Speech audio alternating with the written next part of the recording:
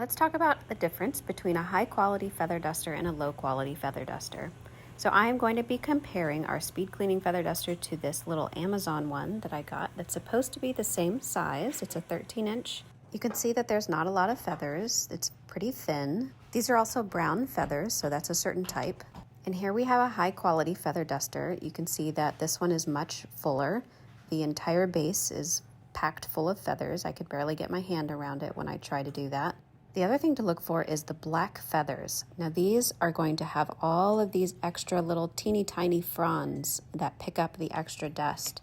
And we can see on this other feather duster that has the brown feathers that these feathers are not the same. They do not have all those extra little fronds on the little strands that pick up the extra dust. So we can really tell a huge difference between the two.